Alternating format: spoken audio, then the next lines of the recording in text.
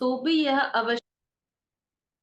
आवश्यक हो गया है कि कोई तुम्हें परमेश्वर के वचनों की आदि शिक्षा फिर से सिखाए। यहाँ पे परमेश्वर क्या कहता है, हम समय के अनुसार देखेंगे तो अभी हमें गुरु बनना चाहिए, माने किसी को शिक्षा देने वाले हैं, पर अभी हम ऐसे हैं कि हमें कुछ शिक्षा की जरूरत पड़ रहा है, हमें कुछ सीखना चाहिए, ऐसे परमेश्वर का वचन यहाँ पे लिखा है। तो गुरु क्या करता है, माने जो यहाँ पे परमेश्वर कहता है आप गुरु होना चाहिए। गुरु माने गुरु कैसा हो सकता है, गुरु क्या करेगा, जो वचन वो जो बातें वो सिखाएगा वो दूसरों को इन्फ्लुएंस करता है। दूसरों को वो ज्ञान देता है, अच्छे वचन अच्छा सीख देता है, उनको इन्फ्लुएंस करता है कि अच्छे रास्ते पर आने के लिए उनको बहुत सारे विषय में उनको इन्फ्लुएंस करता है। जैसे कि एक अधिकारी को देखते हैं, फॉर एग्जाम्पल कोई माने कोई जो हाई पोजीशन में है, कोई फिल्म एक्ट्रेस है, उनको देखेंगे, वो लोग कई सारे यूथ को अपने इन्फ्लुएंस करते हैं कि उनके जैसे बन जाए। यूथ सभी जन यूथ कैसे नहीं, यूथ नहीं, छोटे बच्चे भी कैसे होते हैं, कोई फिल्म स्टार को देखते तो वो क्या सोचते, उनके जैसे मैं बनूं, उनके जैसे मैं कपड़े बदलूं, उनके जैसे मैं बातें करूं, उनके जैसे मैं दिखूं, ऐसे सोचते हैं। ऐसे ये फिल्म स्टार जो है उनका इन्फ्लुएंस दिखाते हैं। इस प्रकार हमें क्या करना है, हमें मसीहा को इन्फ्लुएंस करना चाहिए। मसीहा को हम प्रभाव करना चाहिए हमारे जीवन शैली में, हमारे बोलने का तरीका, हमारा रहने का तरीका, हमारा बैठने का उठने का, हर समय हर चीज में हमारे जीवन में हमें यीशु मसीह को प्रभावित ऐसा जीवन हमें जीना चाहिए। इसके हम माने कौन से बात में हम प्रभु मसीहा को प्रभावित कर सकते हैं, ये आज हम वचन के द्वारा देखते हैं। पहला एशिया 43 चैप्टर 10th वर्स में देखते हैं। एशिया 43:10।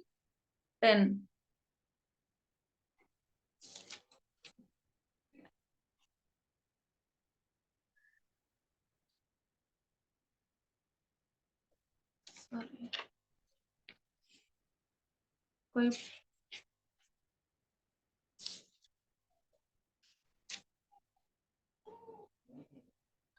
यहोवा की वाणी है, तुम मेरे साक्षी हो और मेरे दास हो। यहाँ पे परमेश्वर क्या कहता है, यहोवा क्या कहता है, तुम मेरे साक्षी हो। हमारे साक्षी जीवन से हम दूसरों को प्रभावित कर सकते हैं मसीहा की ओर। हाँ, जब हम साक्षी होते हैं तो हमें हमारे हर माने हमारा विटनेस जो है वो बहुत होली रहना चाहिए। हमारे माने हमारे सोसाइटी में हमारा साक्षी अच्छा होना चाहिए। हमारे जहाँ पे भी हम काम करते हैं, नहीं तो जहाँ पे भी हम जाते हैं, हमारे घर में, हमारे पड़ोसी में, हमारे सोसाइटी में, हमारे ग्राम में, हमारे देश में, हमारे लिए अच्छा साक्षी होना जरूरी है। हम हमें ये नहीं कि हम बोलते कुछ और है और हमारे जीवन कुछ और निकलता है। हम बोलते हैं कि दूसरों से प्यार करना है, दूसरों की क्षमा करना है, पर हमारे में वो गुण नहीं होता है। हम इसे द्वारा क्या होता है, हमसे यीशु मसीह को हम प्रभावित नहीं कर सकते। जो दूसरे लोग होते हैं, अन्य अन्य जाति के लोग होते हैं, हमें देखते हैं तो वो प्रभावित नहीं होते मसीहा के पास। वो क्या सोचते हैं, ये इनका वचन एक है और इनका जीवन अलग है, दोनों मैच नहीं होता। जीवन और वचन, हम जो बोलते हैं वो करते नहीं है, हमारे काम और क्रिया दोनों समान रहना चाहिए।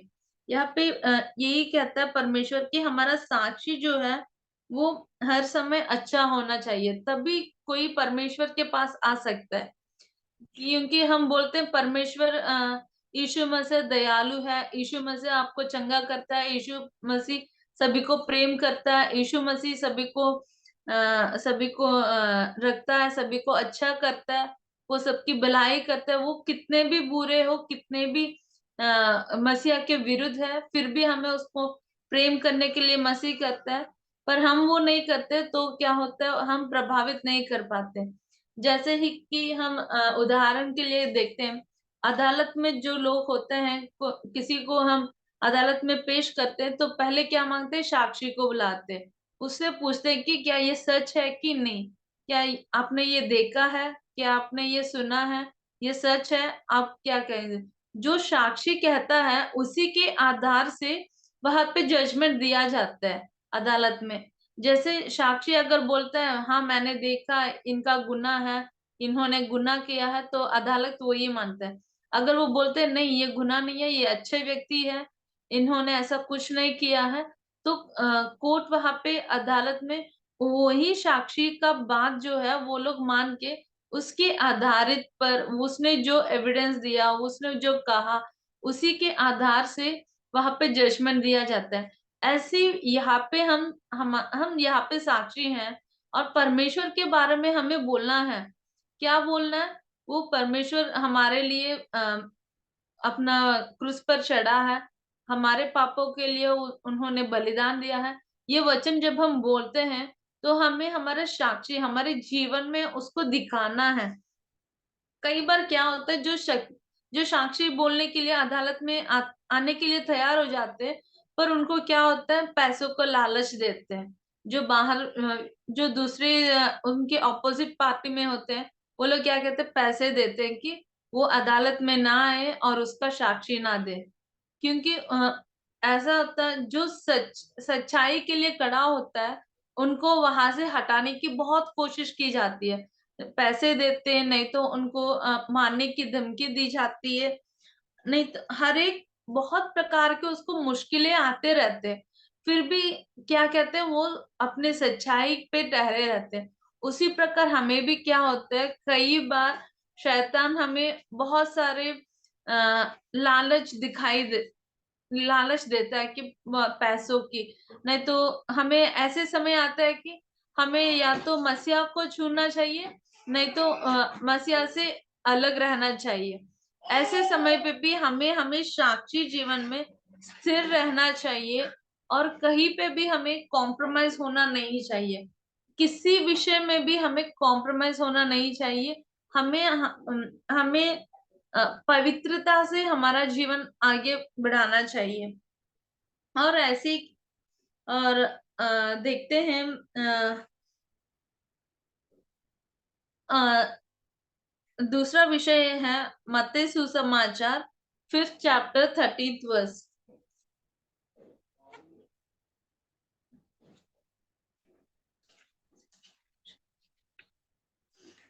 मैथ्यू 5:13।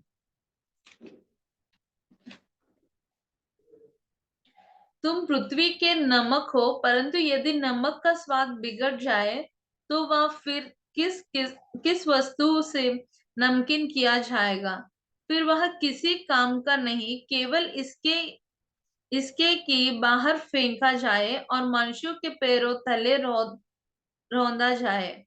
यहाँ पे क्या कहते हैं, हमें नमक के जैसे रहना चाहिए। पहला क्या है, हमारे साक्षी जीवन से हमें प्रभु को प्रभावित करना चाहिए, और दूसरा है नमकीन जीवन रहना चाहिए हमारे में। जो नमक समुद्र से अलग किया जाता है, उसी प्रकार हम इस दुनिया में, इस संसार से अलग किया गया है। उसी प्रकार जैसे सॉल्ट जहाँ पे होता है, नमक जहाँ पे होता है, उसका वो जब हम यूज करते हैं उसका स्वाद बहुत अच्छा होता है। उसको बहुत सारे प्रिजर्वेटिव्स में हम यूज करते हैं। उसी प्रकार जहाँ पे भी हम हैं, हमसे अच्छा गुण आना चाहिए। जैसे नमक होता है, उसी प्रकार हमें भी अपना जीवन बनाना चाहिए। जैसे कि हमारे शब्द अच्छा अच्छा होना चाहिए। कोलेशियंस 4:6 में देखते हैं।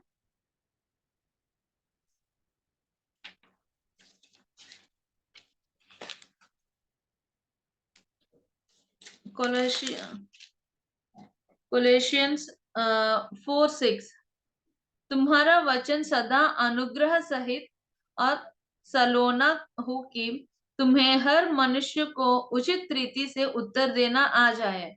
यहाँ पे क्या कहता है परमेश्वर के वचन में कि हमें नमकीन जैसे बोलना चाहिए, जैसे नमक हर खाने में मिल जाते हैं। हम चाहे जो भी वेजिटेबल हम कुक करते हैं, अगर मिक्सड वेजिटेबल कुक करते हैं तब भी हर हर वेजिटेबल में नमक इक्वली जाता है और उसका टेस्ट बहुत अच्छा होता है। अगर हम एक ही वेजिटेबल वहां पे पकाते हैं तब भी नमक हम यूज करते हैं। इसी प्रकार यहाँ पे क्या करते हैं, हम चाहे स, किसी भी किसी प्रकार के मनुष्य से हम बातें करें, किसी जन से हम किसी भी व्यक्ति से हम बोले, तो हमारे वचन कैसे होना चाहिए, हमारे वचन नमकीन सलोना की जैसा होना चाहिए। जैसे नमक डालने से अच्छा स्वाद आता है, उसी प्रकार जब हम किसी जो कोई बहुत दुख में रहता है तो हमें उनको उनसे ऐसे आदर के वचन बोलना है कि वो लोग आदर पाए और उनको शांति सुकून मिले, ना कि हम और उनको दुख पहुंचाए। हमारे वचन ऐसे बोले कि उनको और दुख सहना पड़े। हमें ऐसा रहना नहीं चाहिए। हमें ऐसा प्रभावित करना है कि जैसे सॉल्ट रहता है, जैसे नमक रहता है, उसी प्रकार हमें दूसरों को प्रभावित करके करना चाहिए हमारे जीवन से, हमारे बातों से। जो बातें हम बोलते हैं वो अशुद्ध बातें हमें नहीं बोलना चाहिए, क्योंकि परमेश्वर कहता है जो भी हम बातें कहते हैं, हमारे मुंह से जो वचन निकलता है, जो बात निकलता है, हर एक बात के लिए हमें जजमेंट के दिन पे खड़े होना है। जजमेंट के दिन पे जब परमेश्वर दूसरे आगमन में अभी होगा, तब हमें हर एक वचन जो हम कहते हैं उसका हमें परमेश्वर पूछेगा, आपने ये बात क्यों कहा, वहां पे आपने ऐसा क्यों कहा, उसका हमें सफाई देना होता है। इसलिए परमेश्वर कहता है जो भी हम बातें कहें, हमें सोच समझ के परमेश्वर की महिमा वहां पे होना चाहिए, और जो व्यक्ति से हम बातें करते हैं उनका उद्धार, उनका अच्छा होना चाहिए।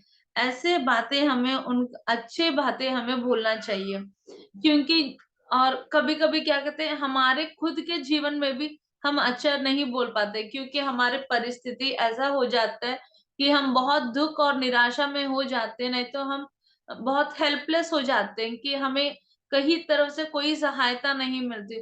तो हम क्या करते हैं, कई बार क्या सोचते हैं, क्यों मेरा जीवन ऐसा क्यों हो गया, मुझे इतना ऐसा नहीं होना चाहिए था, क्यों मैं यहाँ से मेरा जिंदगी खत्म कर लूं। पर परमेश्वर कहता है जीवन और मृत्यु दोनों हमारे वचन में है। हम जो कहते हैं वो परमेश्वर करता है।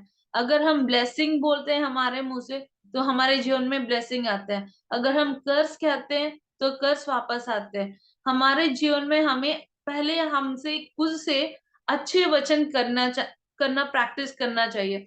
हम खुद को इन्फ्लुएंस करना है कि परमेश्वर की तरह बने। अगर कोई सिचुएशन आता है उसमें हमें कैसे निकलना पता नहीं चल रहा, वहां से कैसे हम उसको पार करें, उसको ओवरकम कैसे करें, तब हमें बस प्रभु के चरणों पे बैठ के हमें यही सोचा, अगर ये सिचुएशन में परमेश्वर बैठता है, ये सिचुएशन में मसीहा होता है, तो वो कैसे वचन बोलता है, कैसे शब्द यूज करता है, अपने आप को टोसता, अपने आप को कुछ बैड वर्ड्स कहता है, नहीं तो यहाँ से कैसे निकलता है। ऐसे हमें सोच के हमें अपने आप को अच्छे शब्द बोलना है, दूसरों से भी अच्छे शब्द बोलने हैं। कि यहाँ पे क्या देखते हैं, आपके शब्द, आप जो बोलते हो, आपके वचन सदा अनुग्रह सहित और सलोन जैसे, अनुग्रह सहित और सलोना जैसी होनी चाहिए, क्योंकि हर हर मनुष्य को उचित रीति से उद्धार देना आ जाए। ऐसे हमें रहना चाहिए। और तीसरा हम देखते हैं मैथ्यू 5 चैप्टर 14 वर्स में।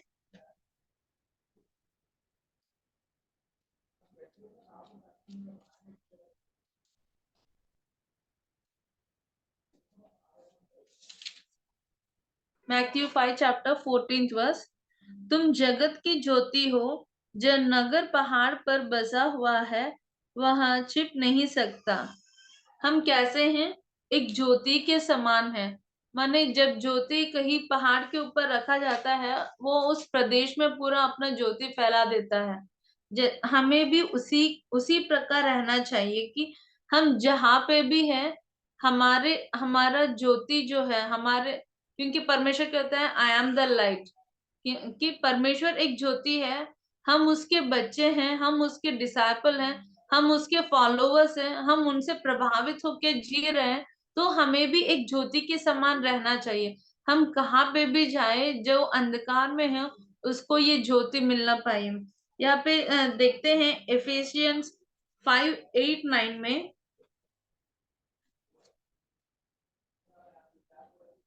एफिशियंस 5th चैप्टर 8 और 9 वर्स में देखते हैं, क्योंकि तुम तो पहले अंधकार थे, परंतु अब प्रभु में ज्योति हो, अर्थात ज्योति की संतान के समान चलो, क्योंकि ज्योति का फल सब प्रकार की भलाई और धार्मिकता और सत्य है। यहाँ पे परमेश्वर कहता है पहले हम अंधकार थे, पहले हम अंधकार में थे, पर परमेश्वर ने हमें उद्धार किया, हमें हमें उस अंधकार से इस ज्योति में लाया है।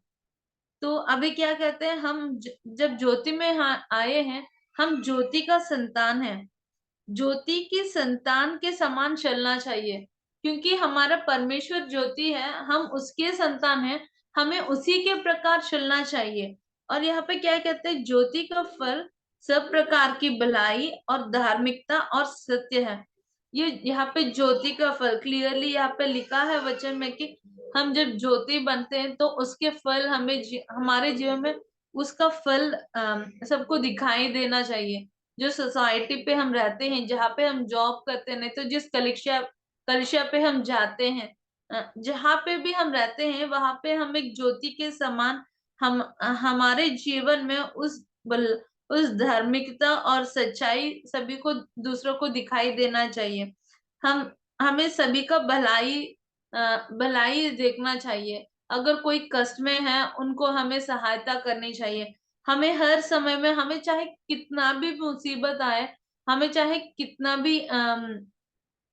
भी माने अपोजिशन व्यतिरेकता आए, फिर भी हमें वहां पे हमें पीछे नहीं मुड़ना है, हमें झूठ का सहारा नहीं लेना है। किसी भी परिस्थिति में हमें सच्चाई से हमारा जीवन जीना चाहिए। इस प्रकार हम दूसरों को प्रभावित कर सकते हैं। नहीं तो हम कैसे दूसरों को प्रभावित कर पाएंगे? अगर किसी को हम प्रभावित करना चाहते हैं सच्ची में, अगर हम सच्ची में अगर परमेश्वर से हम प्रभावित हुए हैं, तो वो उसे हमारे जीवन में भी रहना चाहिए। वो प्रभाव से दूसरों को भी परमेश्वर के पास आने के लिए हम एक कारण बनना चाहिए। और आगे देखते हैं जॉन 15 चैप्टर 5th वर्स में।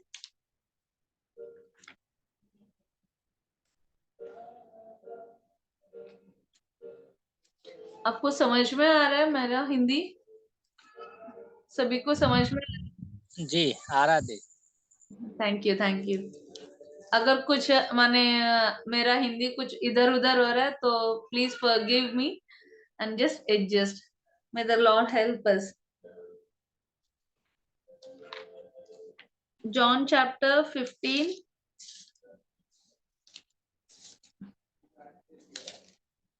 वर्स 5। मैं दाखलता हूँ, तुम डालियां हो। जो मुझ में बना रहता है और मैं उसमें, वह बहुत फल फलता है। यहाँ पे क्या कहता है, हमें फलदायी जीवन होना चाहिए। जब हम फलदायी जीवन जिएंगे, तब हम दूसरों को प्रभावित कर पाएंगे। जब हमारे में फल नहीं होता है, फल क्या होता है, अगर मानो हम एक आम का पेड़ डालते हैं, अगर उस आम के पेड़ में आम नहीं होते तो कोई उस पेड़ को देखता भी नहीं। उसको कभी भी देखता तो लोग क्या बोलते हैं, ये बेकार में यहाँ पे क्यों पड़ा है, इसके वजह से ये मिट्टी, ये जगह और ये सब कुछ वेस्ट पड़ रहा है, इसका क्या उपयोगिता है, इसको यहाँ से काट के निकाल देंगे। पर जब उसको फल होंगे तो हर एक आदमी उसके पास जाएगा और वो फल लेके अपना भूख मिटाएगा, नहीं तो उसको अच्छी तरह लेगा, उसको बहुत अच्छा लगता है। जब हम किसी पेड़ में बहुत सारे फूल देखते हैं, नहीं तो फल देखते हैं, तो हमें देखने में भी बहुत अच्छा लगता है कि ये पेड़ कितना सुंदर है, इसमें कितने फल आए, इतने, ये कितना खुशबू दे रहा है, ये कितना स्वादिष्ट है। ऐसे ही परमेश्वर कहता है, जब हम फलदायी जीवन जीते हैं, जब हम मसीहा में हैं, हम खुदा में हैं, तो हमें हमारे जीवन फलदायी जीवन होना चाहिए। ना कि ऐसे फलदायी जीवन माने ये नहीं कि हमें एक बहुत बड़ा अपना घर हो, अपना अपने लिए बहुत ब्रांडेड कपड़े हो, नहीं तो ब्रांडेड सभी हर चीज ब्रांडेड हो, नहीं तो एक बहुत बड़ा गाड़ी हो, नहीं तो हमारे ये पूरे वर्ल्डली थिंग्स है, ये सारी दुनिया के विषय में। इसमें अगर हमारे पास खाने के लिए रोटी, मकान, कपड़ा है, परमेश्वर वो देता है, और हम कभी किसी को भी खिलाने के लिए हो जाते हैं, उतना हमें मिल रहा है, तो हम बहुत भाग्यवान हैं। हम बहुत हम बहुत फलदायी जीवन है इस वर्ldly प्रकार। पर यहाँ पे परमेश्वर कहता है, आत्मिक जीवन में हमें फलदायी होना बहुत जरूरी है। क्योंकि जब हम मर जाते हैं, यहाँ पे मर जाते हैं, तो हमारी आत्मा परमेश्वर के पास जाता है। तो वहां पे परमेश्वर, जब हम स्वर्ग में एंटर करते हैं, तो परमेश्वर वहां पे पूछता है, तेरा फल कहाँ है? तो हमें हम अपना फल दूसरों वहां पे दिखाना चाहिए कि मेरे में प्रेम है। आत्मा का फल क्या है? प्रेम, संतोष, जो 9 फल है, वो सभी फल हमें पर यहाँ संसार में सभी को दिखाना चाहिए, ताकि जब वो फल के पास दूसरे व्यक्ति हमारे में वो फल देखेंगे, तो वो लोग वो फल से आकर्षित होके मसीहा के पास आएंगे, वो फल से प्रभावित होके मसीहा के पास आएंगे।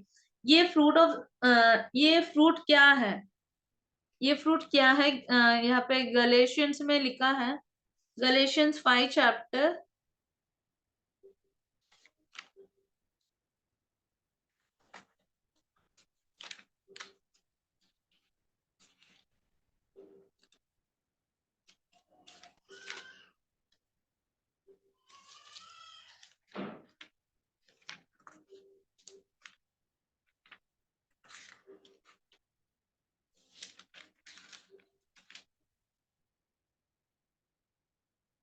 और आत्मा का फल प्रेम, आनंद, शांति, धीरज, कृपा, भलाई, विश्वास, नम्रता और संयम है।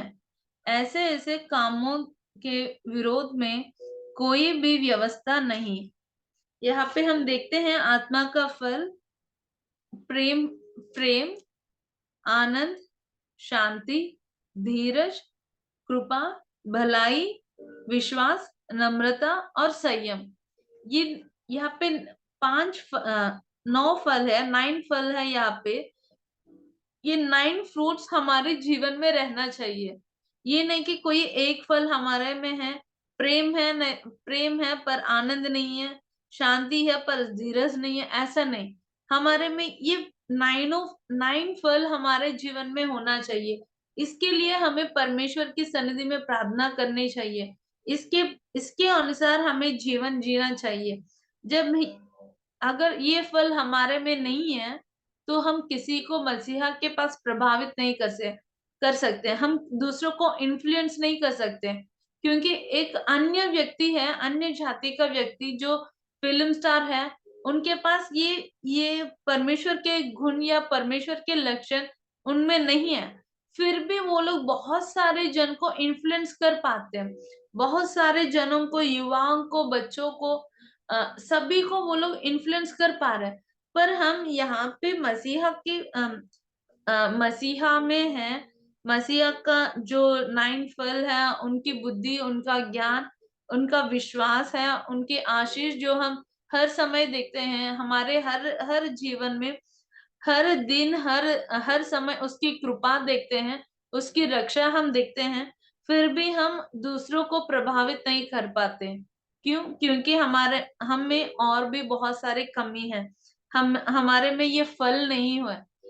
जब ये फल नहीं है, तो हम दूसरों को प्रभावित नहीं कर पाते। इसलिए ये फल होना बहुत जरूरी है। ना कि हम क्या सोचते हैं, मैं दूसरों को प्यार करता हूँ, मैं दूसरों को बहुत प्यार करता हूँ। ऐसा क्या है, प्यार बहुत बहुत आसान से हम दूसरों को प्यार करते हैं। पर परमेश्वर क्या कहते हैं, जो हमारे दुश्मन है उसको भी हमें प्यार करना चाहिए। जो हमसे प्यार नहीं करता उससे हमें प्यार करना चाहिए। जो हमसे बहुत नफरत करता है उसको भी हमें प्यार से उनसे बातें करना चाहिए। अगर एक ही घर में रहते भाई बहन होते, कभी कभी छोटा छोटा झगड़ा हो जाते, तो हम क्या करते, हम हमारे में वो प्रेम नहीं होता, नहीं तो क्या कहते हैं, हम बहुत, हमारे में पेशेंस नहीं होता, धीरज, हम बहुत शॉर्ट टेम्पर हो जाते हैं और गुस्से में छोटा सा बात बोल देते हैं, और बाद में सॉरी बोलने के लिए बहुत सारे महीने, बहुत सारे माने वो बुढ़ापे में चले जाते हैं, फिर भी एक शब्द सॉरी बोल के उनके फिर से गले लगाने में बहुत समय ले लेते हैं। ऐसे हमें कभी नहीं रहना चाहिए। हम अगर गलती से भी कभी कुछ गलत हो गया तो परमेश्वर के पास परमेश्वर से हमें पहले क्षमा मांगनी चाहिए। फिर दूसरी बात क्या है, जिस व्यक्ति से हमने झगड़ा किया है, जिस व्यक्ति, वो चाहे हमसे छोटा हो या बड़ा, हमें पहले जाके माफी मांगना है, हमें पहले सॉरी बोलना चाहिए। तब ये फल हमें होगा, तब हम फलदायी जीवन जी सकते हैं। हमें सेल्फ कंट्रोल रहना चाहिए, ना कि जिस जो चीज हमने देखा वो हम छोटे बच्चे क्या जैसे करते हैं, अगर वो कुछ भी जाते हैं मार्केट पे, छोटे बच्चे को लेके जाते हैं, तो वो कुछ भी देखते हैं, बोलते हैं मम्मा मुझे वो चाहिए, पापा मुझे वो चाहिए, वो देते हैं। फिर और थोड़ा आगे जाते हैं, कुछ और देखते हैं, वो बोलते हैं नहीं मम्मा मुझे वो भी चाहिए। तो ऐसे हमें जिद्दी, इस प्रकार की जिद्दी, ऐसे परमेश्वर के बच्चे हमें ऐसे नहीं रहना चाहिए। हमें सेल्फ कंट्रोल भी रहना सीखना बहुत जरूरी है, क्योंकि परमेश्वर जानता है किस समय हमें किस चीज की आवश्यकता है, और उस चीज परमेश्वर हमें देगा।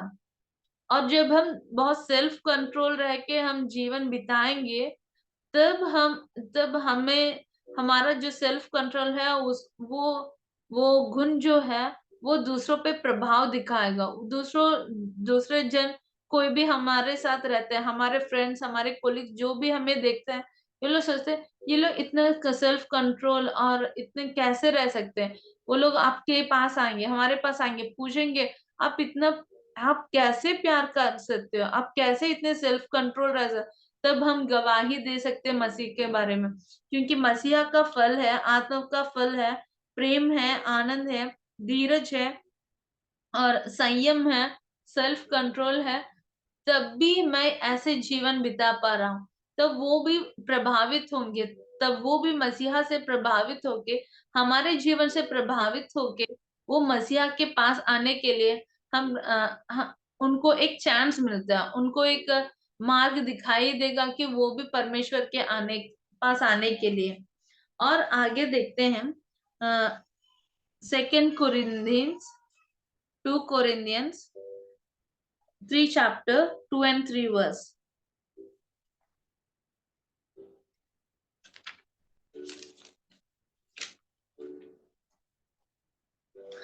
2 Corinthians 3 chapter and 2 and 3 verse। हमारी पत्री तुम ही हो, जो हमारे हृदय पर लिखी हुई है, और उसे सब मनुष्य पहचानते और पढ़ते हैं। यह प्रकट है कि तुम मसीहा की पत्री हो, जिसको हमने सेवकों के समान लिखा। यहाँ पे वचन में क्या क्या लिखा है, हम मसीहा की पत्री हैं। यहाँ पे 3rd वर्स में, यह प्रकट है कि तुम मसीहा की पत्री हो। हम मसीहा के पत्री हैं। किस लिए यहाँ पे हम पत्री हैं, कि जो हमारे हृदय पर लिखी हुई है, और उस सब मनुष्य पहचानते और पढ़ते हैं। सभी मनुष्य यहाँ पे पहचानते हैं और पढ़ते हैं। क्या पढ़ते हैं यहाँ पे, जो पत्री यहाँ पे है उस पत्री को पढ़ते हैं। ये पत्री कौन है, हम हैं, मैं और आप। हम यहाँ पे एक पत्री के समान है। बाहर दुनिया जो है वो कोई पेपर, हम जो पत्री डिस्ट्रीब्यूट करते हैं, नहीं तो उनको कहीं एक पत्री कोई डिस्ट्रीब्यूट करते हैं, वो पत्री लेके वो नहीं पढ़ेंगे। वो पत्री को देखते हैं, देखेंगे, बोलते हैं इनको और कुछ काम ही नहीं है, ऐसी पत्री बांधते रहते हैं, वो पेपर फेंक देते हैं, उसका कोई मतलब नहीं होता। पर वो लोग क्या पढ़ेंगे? हम जो पत्री हैं, हम जो जीवित मनुष्य हैं, हम एक पत्री के समान परमेश्वर ने हमें बनाया है। मसीहा कहते हैं आप मसीहा की पत्री हो। हम एक पत्री हैं, हमारे जीवन को दूसरे मनुष्य, अन्य जाति के मनुष्य पढ़ते हैं। हमें जब पढ़ते हैं तो उनको हमारे जीवन में मसीहा के गुण उनको पढ़ने के लिए दिखना चाहिए। हमारे जीवन में उस गुण को पढ़ना है, और उनको पहचानने के लिए हमें उस पत्री के समान हमारा जीवन रखना चाहिए। उसके लिए हमें बहुत कोशिश करनी चाहिए। वो लोग हम देखते हैं एक्सोडस 24:12 में।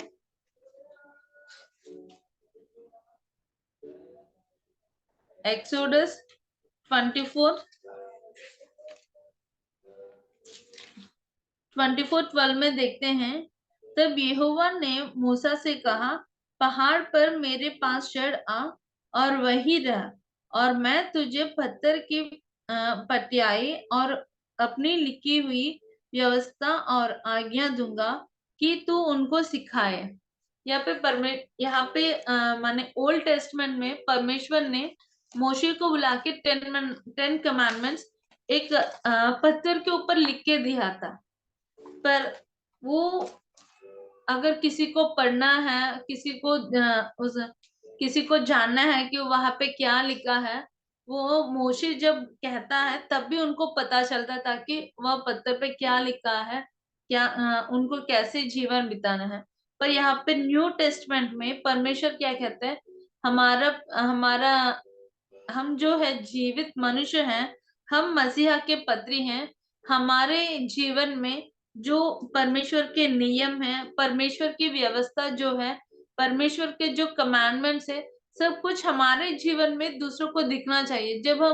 जब लोग हमको पढ़ते हैं, जो लोग हमको देखेंगे, तो उनको वो लोग क्या देखना है? हाँ, हम इसे देख रहे हैं, इसके जीवन में ऐसा है, तो माने मसीहा में जो व्यक्ति होते हैं वे ऐसे झूठ नहीं बोलते हैं, वे सच्चाई के लिए खड़े होते हैं, वो सभी से प्यार करते हैं, वो कोई भेदभाव नहीं दिखाते, वो सभी का आदर करते हैं, छोटे या बड़े किसी का भी आदर करते हैं।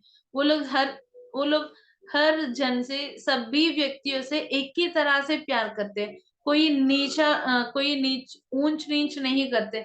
ऐसे जब लोग हमारे बारे में साक्षी कहते हैं, जब लोग हमें ये देखेंगे, जब हमारे जीवन में ये रहेगा, तब हम दूसरों को इन्फ्लुएंस करते हैं, हमारे हमारे साक्षी जीवन से। और हम जब नमक की तरह बातें करेंगे, नमक के जैसे जब हमारे बातें रहेंगे, और जब हम ज्योति के समान दूसरों के अंधकार के जो किसी का भी जीवन है, उनको जब हम ज्योति देंगे, तब जब हम फलदायी जीवन जिएंगे, और जब हम मसीह के पत्री बन जाएंगे, तो हम मसीहा को बहुत प्रभावित कर पाएंगे, ताकि दूसरे जन मसीहा के पास आ जाएं। जब हम अगर हम प्रभावित नहीं कर पाए किसी को, तो ये पूरा जीवन जीने का क्या ही मतलब हो जाता है? क्या ही मतलब है कि हम इतना जीवन जी रहे हैं, इतना प्रेयर कर रहे हैं, इतना वचन पढ़ रहे हैं, इतने इतने प्रेयर्स में जाते हैं, इतना समय खुदा के लिए निकालते हैं, कलीसिया में इतना समय रहते हैं, इतना दान देते हैं, माने इतने ऑफरिंग सब कुछ करते हैं। पर जब हम दूसरों को इन्फ्लुएंस नहीं कर पाते, जब जो फ्रेंड हमारे साथ हर दिन रहता है, वही हमसे इन्फ्लुएंस नहीं होता है, कि वो हमें देख के क्या सोचता है कि ये भी मेरे ही साथ है, ये भी जो काम मैं करता हूँ ये काम वो भी वही यही काम करता है, इसका और मेरा क्या डिफरेंस है? हम दोनों में क्या ही डिफरेंस है? मैं क्यों परमेश्वर के पास जाऊं? मैं क्यों मसीहा को जानूं? मैं क्यों मसीहा के पास आऊं?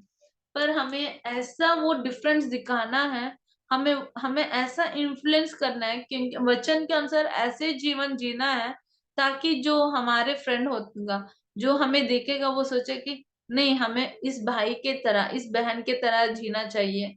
हमें भी इस ये इतना अच्छा है क्योंकि ये मसीहा के पास है, इसीलिए ये ऐसा है, इसीलिए इसका जीवन इतना आशीषित है, इसीलिए ये हर समय इतना आनंद रहता है।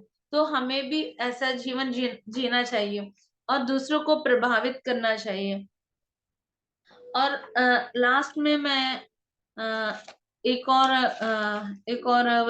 वचन दिखाना चाहती हूँ। यही 2 कोरिन्थियंस में, 2 कोरिन्थियंस 5:20, 5th चैप्टर 20 वर्स।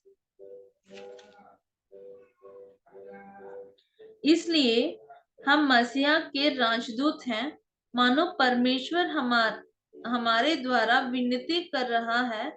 हम मसीहा की ओर से निवेदन करते हैं कि परमेश्वर के साथ मेल मिलाप कर लो। हम क्या है, हम कैसे प्रभावित कर सकते हैं? और मसीहा के राजदूत हैं हम। राजदूत माने, राजदूत का क्या काम होता है?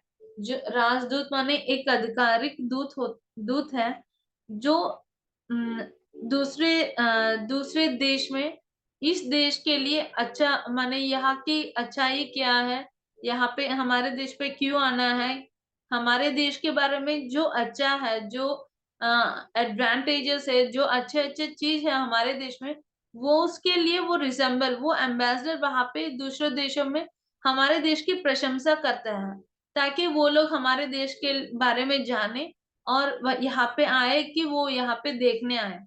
ऐसे ही हम मसीहा के राजदूत हैं। हम ताकि परमेश्वर के बारे में बोले, परमेश्वर के राज्य के बारे में बोले। उसके राज्य में क्या होगा? उसके राज्य में नीति होगा, उसके राज्य में सुख होगा, वहां पे कोई रोना नहीं होगा, वहां पे कोई भूख नहीं होगा, वहां पे बहुत अच्छा होता है, वहां पे हर समय स्तुति और आराधना होता है, वहां पे हर समय शांति और समाधान रहता है। उसको हमें हम हम राजदूत हैं, तो हमारा क्या कर्तव्य है, हमारा क्या काम है? हम उसके राज्य के बारे में सभी को बताना चाहिए। ये नहीं कि मैं राजदूत नहीं हूँ, पास्टर साहब भी ये है, पास्टर को बोलना है, नहीं तो किसी और को बोलना है। हम सभी परमेश्वर के राजदूत हैं। यहाँ पे परमेश्वर ने कोई ऐसा नहीं बोला है कि कलीसिया जो चलाते हैं, जो पास्टर है, जिसको मैंने चुना है, मैंने जिस व्यक्ति को चुना है, वही राजदूत है। जो परमेश्वर के पास आता है, बपतिस्मा लेता है, जो सैल्वेशन लेता है, वो जो परमेश्वर में रहता है, वो सभी परमेश्वर के राजदूत है।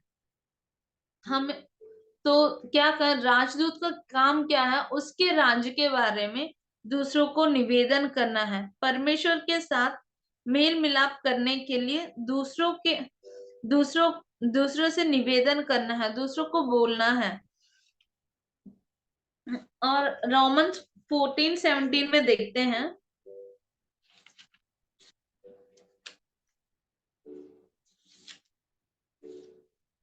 रोमन्स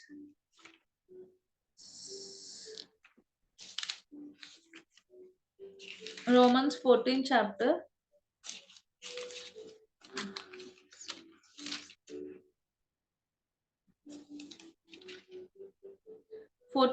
17th वर्ष में, क्योंकि परमेश्वर का राज्य खाना पीना नहीं, परंतु धर्म और मेल मिलाप और वह आनंद है जो पवित्र आत्मा से होता है, या पवित्र आत्मा में होता है।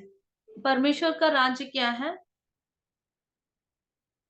पर परमेश्वर का राज्य खाना पीना नहीं है। हमने देखा, क्योंकि हम जब राजदूत होते हैं, तो पहले हमें अपने राज्य में क्या है, हमारे राज्य में क्या नहीं है, पहले हमें जानना चाहिए। हमें खुद कई बार पता नहीं चलता, हमें पता है, पर जब समय आता है तो हम वचन को माने रिकाउंट नहीं करते, वचन को नहीं सोचते, वचन में क्या लिखा है वो हमें याद नहीं आता। पर हम बस हमारी परिस्थिति देख के उस परिस्थिति के हिसाब से परमेश्वर से प्रश्न करेंगे।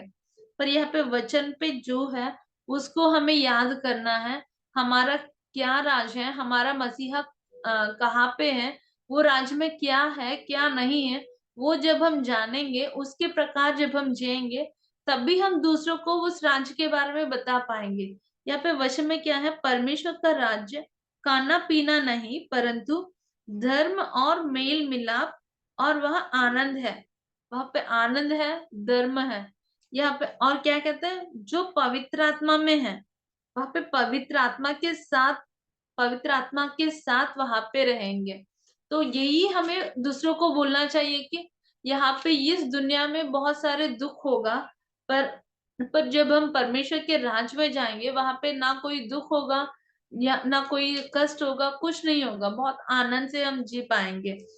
तो इसी प्रकार हम जब राजदूत बन के किसी को बोलेंगे, तो वो जन प्रभावित होंगे। ये वचन से जब वो लोग सुनेंगे, वो लोग प्रभावित होके मसीहा के पास आएंगे। तो मैं यहाँ पे कंक्लूड करना चाहती हूँ कि जब हम इन्फ्लुएंस करना चाहते हैं, यहाँ पे हमने पहले स्टार्टिंग में वचन देखा है, हिब्रूज 5 चैप्टर 12 वर्स में परमेश्वर कहते हैं आपको गुरु होना चाहिए, पर आप लोग ऐसे हैं कि आपको फिर से स्टार्टिंग से, शुरू से आपको बताना पड़ रहा है। शुरू से माने, हम कई बार बोलते हैं ना बच्चों की, आप अगर कोई पढ़ने में थोड़ा कमजोर है तो क्या बोलते हैं, क्या फिर से आपको पहले से पढ़ाए क्या, फिर से पहले ABCD से सिखाए क्या आपको। ऐसे ही परमेश्वर कहता है कि आप अगर समय के अनुसार देखेंगे तो आपको ये अभी प्रबोधक बोधक होना चाहिए, पर आप अभी बहुत स्टार्टिंग स्टेज पे हो। तो परमेश्वर क्या कहता है, हमें गुरु समान बनना चाहिए। हमें दूसरों को बोलने, व्यक्ति बोलना माने हम इन्फ्लुएंस, ताकि हम इन्फ्लुएंस कर पाए, हमारा जीवन ऐसा हो जाए दूसरों को हम प्रभावित कर पाए, ऐसे हमें जीवन जीना चाहिए। ना कि मैंने इंग्लिश में एक सेंट लिखा है, action speaks more than words. माने हम जो वचन बोलते हैं उससे भी ज्यादा जो काम हम करते हैं, वो एक्शन, जो हमारा जीवन देख के वो ही बहुत ज्यादा बोलता है। हमें मुंह से बोलने की जरूरत नहीं पड़ती। जब हम अच्छा जीवन बिताते हैं, जब हम पवित्र आत्मा के अनुसार, पवित्र आत्मा के वचन के अनुसार, उसके माने उसकी हर बात मान के, हर समय हमें जो भी काम करना है, प्रार्थना करके, परिशुद्धात्मा की प्रेरणा के द्वारा, उसके गाइडेंस में हम जब आगे चलते हैं, तो हमें बातें बोलने की जरूरत नहीं पड़ती। हमारे जीवन से प्रभावित होके कई जन परमेश्वर के पास आएंगे। तो आज हम एक बार आंखें बंद करेंगे और प्रार्थना करेंगे कि खुदा मुझे ऐसे सहायता कर कि मेरे साक्षी जीवन से, नहीं तो मेरे वचन से, मेरे जीवन से मैं किसी एक व्यक्ति को भी प्रभावित करके तेरे राज पे ला सकूं। ऐसे आंखें बंद करेंगे और कोई एक जन वचन के लिए प्रार्थना करे, और जो भी निर्णय लिया है, कोई भी निर्णय लिया है तो उसके लिए भी प्रेयर करो।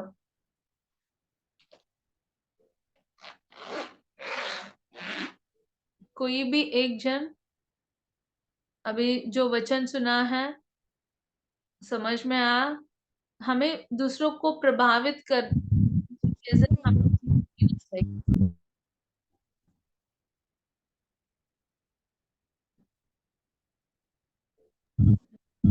धन्यवाद पिता और पुत्र पवित्र आत्मा, प्यारे परमेश्वर यहोवा, तेरी दास वचन लेकर आइए पिता, और वो हमारे को सुनाया गया है प्रभु जी, हम धन्यवाद करते हैं राजा।